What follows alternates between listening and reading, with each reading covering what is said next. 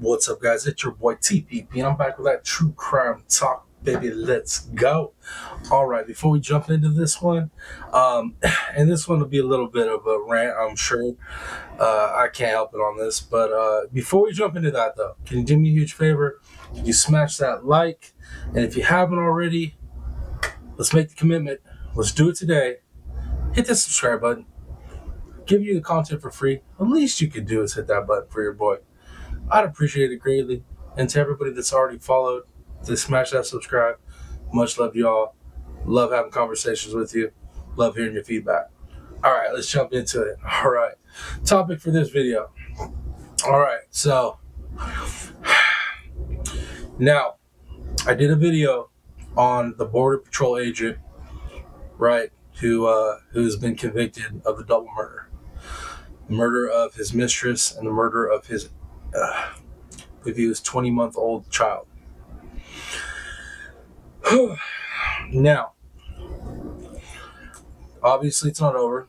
We're talking about a conviction on a murder of a death penalty case, right? So now we're in the second phase of basically 5 to 7 days of more testimony.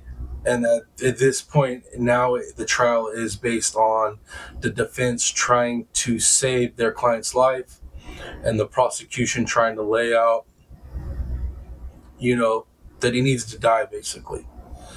And you guys already know where I stand on this. I don't even think at this point that he should have any second phase of anything. You've been convicted of murdering a woman and a baby, stabbed them to death. At this point, what in the hell? How do they get a second phase of a trial? How do they get a chance to save their life? How? How is that even? How is that even a thing? You know what I mean? Obviously, I'm a believer in the Constitution, the Bill of Rights. I'm more of a libertarian. I am fiscally conservative.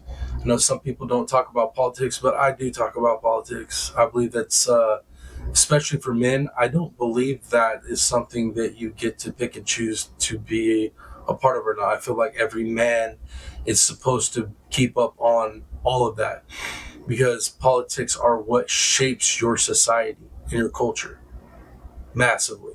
And if you don't understand that, then your IQ probably isn't at the level to have a conversation with me. That being said, even understanding everything, in my strong opinion, this second phase is bullshit. Absolutely.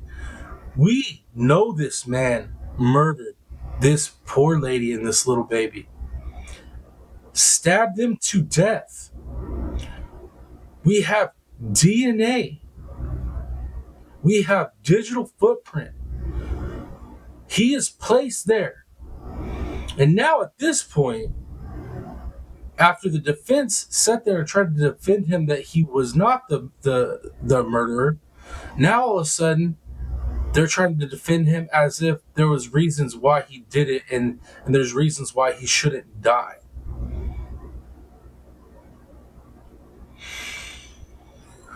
This is the stuff right here that makes me wish we were back in the olden days when you knew somebody did something and we just dealt with it swiftly, right?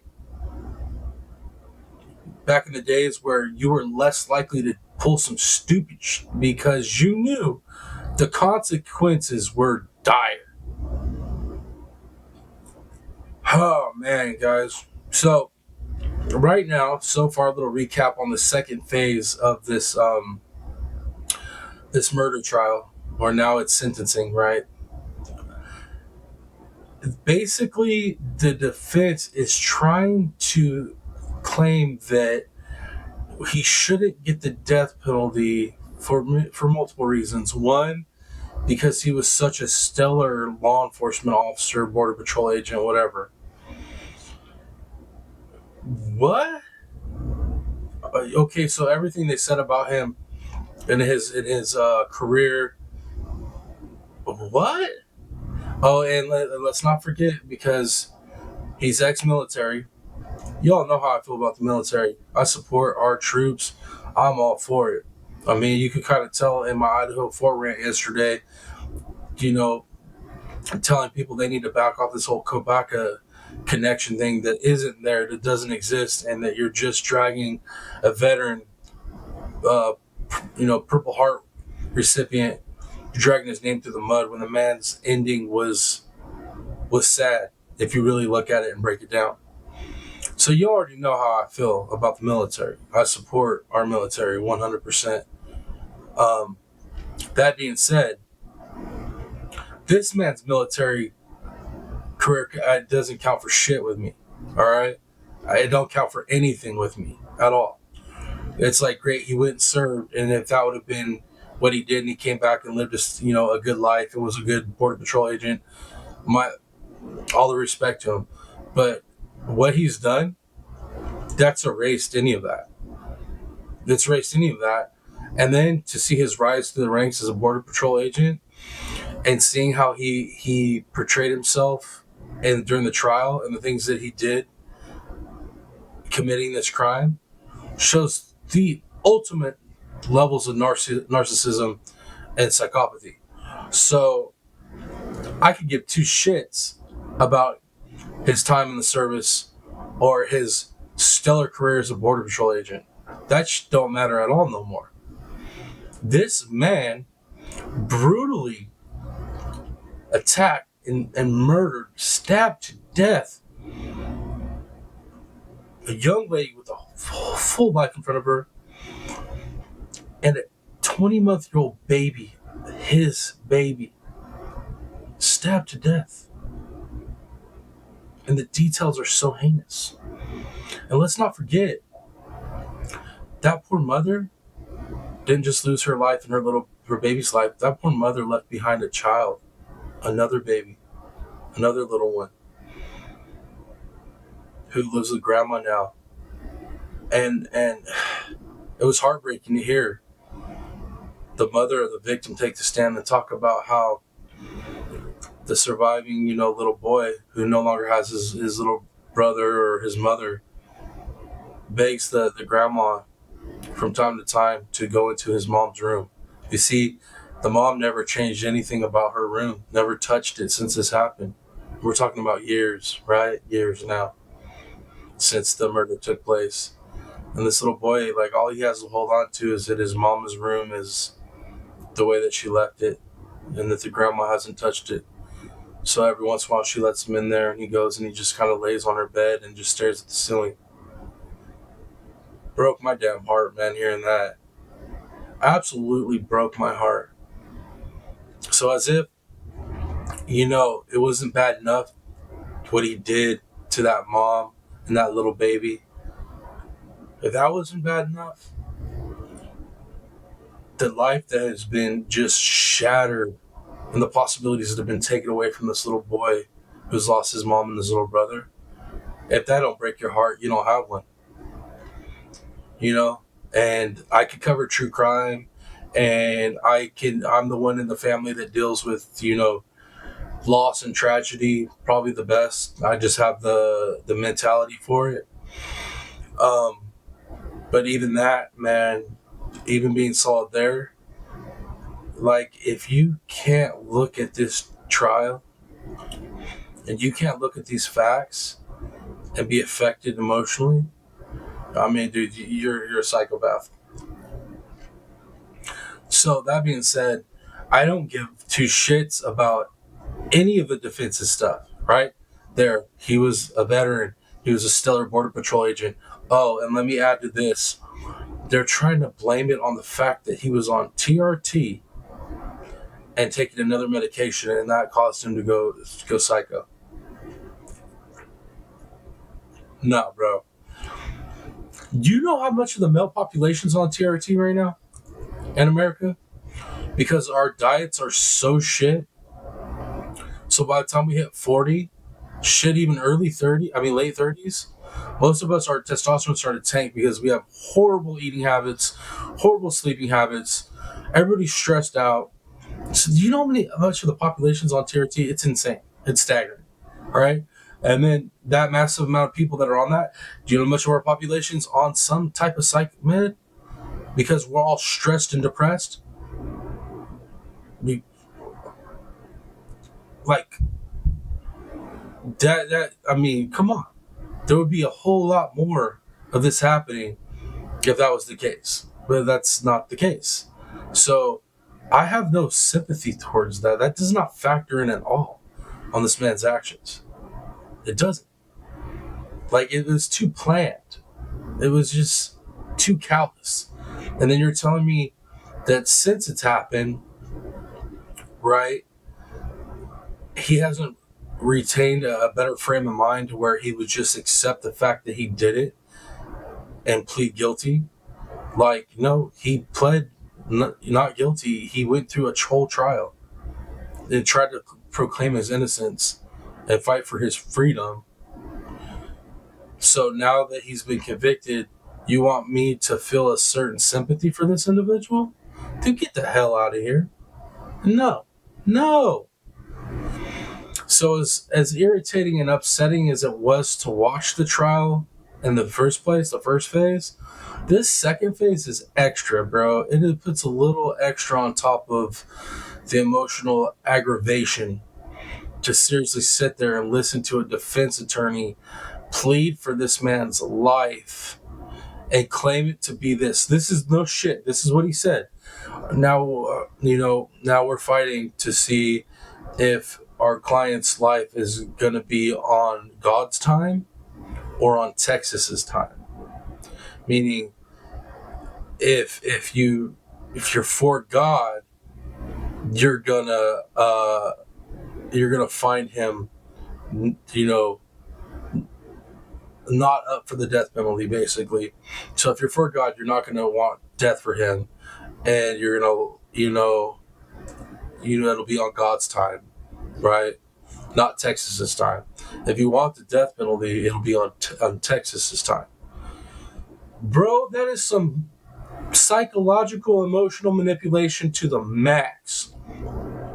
That defense attorney sat up there and straight up manipulated that jury into thinking that if they made the right decision, which is give this piece of garbage death, that they're going on Texas time and not God's time. Are you shitting me? There's a lot of ways that you could try to defend your client, but to emotionally manipulate jurors in that fashion shows what kind of character that you have, and that is none, sir. You're a piece of garbage too. 100% a piece of garbage. Like, get up there, give your stance on his, his time in the military. Give your stance on his time as a border patrol agent. Give your stance on things that he might have done that were positive. Even go with this weak ass defense of, as he was on TRT and he was taking a certain medication. Do all that. That's fine. Defend it that way. But don't start off with basically that to the jury that basically if they're for the death penalty, they're for Texas time. And if they're not, and if in going with the death penalty, they're not on God's time. You see what I'm saying, guys? You see the manipulation there? Absolutely disgusting. Absolutely disgusting. So I'm just hoping that there's plenty of resolve in that jury, the juror box. I hope that those people are steadfast in their beliefs and their integrity, and will not allow themselves to be manipulated by this garbage defense attorney and his manipulations. I pray that these jurors come back with the death penalty, because there is no way you're going to convince me this man does not deserve death. No, I don't think sitting on death row is worse. You spend your whole life locked up in death row being able to, dude, I don't think people understand the liberties they get on death row that we pay for, the taxpayers fit the bill for, so that he can enjoy the rest of his life, not even having to work and enjoying liberties. No. This type of narcissistic sociopath is going to sit there and enjoy all those liberties and never think twice about feeling guilty about what he did. He'll only feel bad about him being locked up. These type of people are a waste of oxygen, and there's no way to convince me otherwise. This individual needs to be put to death. Another one of the ones that I would sign up for. Pull the switch, push the button, pull the trigger, whatever the means of getting the job done, sign me up. I'll do it. Sign me up. I'll do it. But yeah, guys, so this is my little recap of where we're at so far in the second phase, the sentencing phase on this Border Patrol supervisor agent that committed this double murder on this poor, beautiful lady and her adorable little boy. That's my recap. That's what's going on so far, and those are my feelings on it. So, if you're following the trial, or you're not, you're just listening to my my rundown. Let me know down in the comments what y'all think. I'm interested to hear it. Like always, right? It's always a good conversation. Always seeing some good stuff come back. So let me know what you guys think. And I'll probably be back up with another recap on it. I don't know if I'm going to do an everyday recap or every other day, or we'll see how it goes. But I'll definitely be back, inform you guys on what's happening and what I think. But until then, I'm going to wrap it up. It's your boy, the Piscine Predator, a.k.a. TPP, baby. Until next video, much love, y'all. I'm out. Peace.